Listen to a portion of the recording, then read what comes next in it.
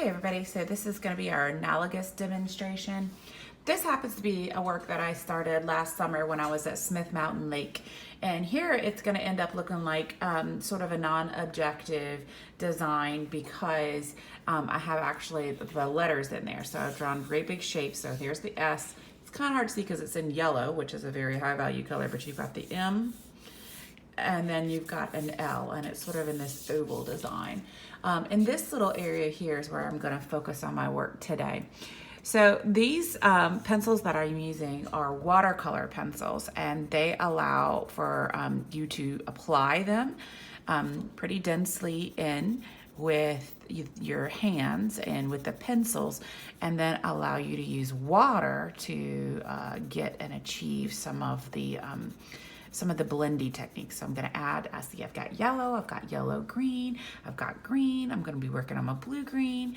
And because I have a wide range of pencils, then this actually is sort of a bluish green, but I can make it blue greenier by adding some green into it.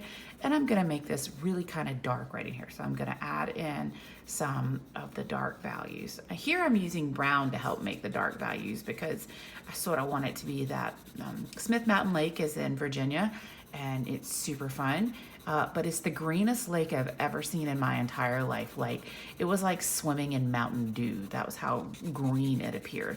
And I can only believe that it's that way because it's all the vegetation that must be in the lake. And I envision, you know, all kinds of fun weeds down there and mud at the bottom. It was very deep though, so thank goodness I never actually touched the bottom. That was kind of freaky. But yeah, it was lots of fun being at Smith Mountain Lake. I wonder if any of you guys have ever been to Smith Mountain Lake.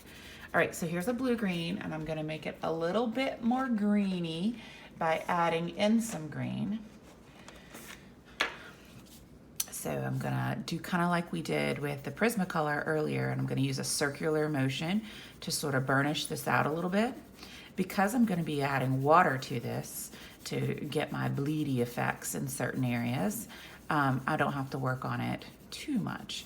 But we've got, I'll use that also, the water, to get my not quite white. Let me see if I can get some sort of dark browny, yucky color that I can use to help make this dark. Oh yeah, that's gonna make it nice and dark. So that's gonna give me a lower value. Maybe even a little bit of, I want to almost black, but in this case, it's going to be a bluish, brownish black. I'll add some black in there, but black is a strong pigment, so you don't want to go crazy with it. So here's my black, and just right here in this corner, I'm going to add some so that it cools it way down. Warm, brown is a warm color. Oh gosh, it was so hot that week too. It was crazy warm, and all the plant life around there and the chirping of the various insects and the birds and the squirrels. There's a lot of stuff going on that week in Virginia. So here I've put down some different colors. You can see that I worked all the way up to and included my pencil line, even though my pencil, I don't know if you noticed, but I was using colored pencils to do it. That's helpful because then they don't actually show up with gray, which will make a much more dull version of your color. Oops, sorry about that. I'm gonna sneeze in a minute, I think, so please excuse me in advance.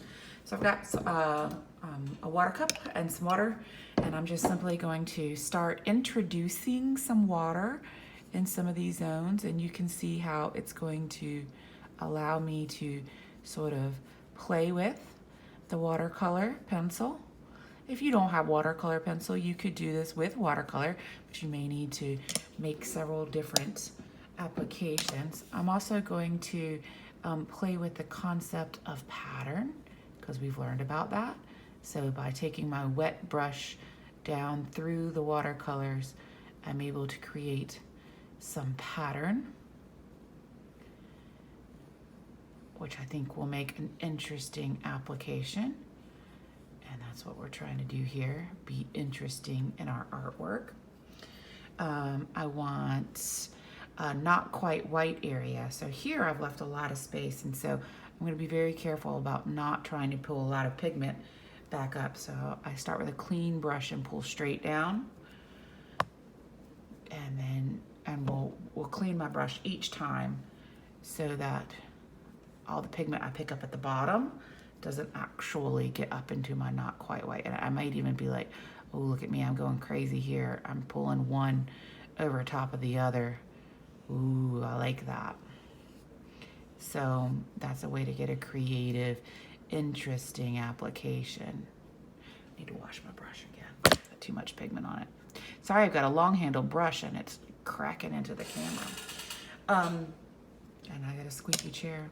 So if I wanted this to be nice and saturated, I can come in here and work these colors. I think I need to turn my paper though, because my brush needs to work in cahoots with my body.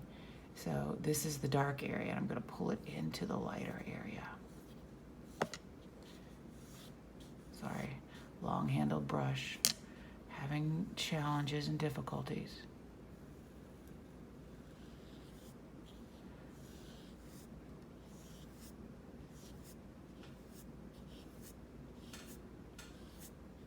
I could just continue working on my Smith Mountain Lake watercolor pencil Analogous design. I'm sorry if you didn't see some of that. I was busy focused on what I was doing. Analogous design in yellow, yellow green, green, and blue green. 5 neighboring colors in order to make an analogous design. Notice how the intersecting shapes of the letters create fun little spaces, and it can become very much non-objective as you work with it.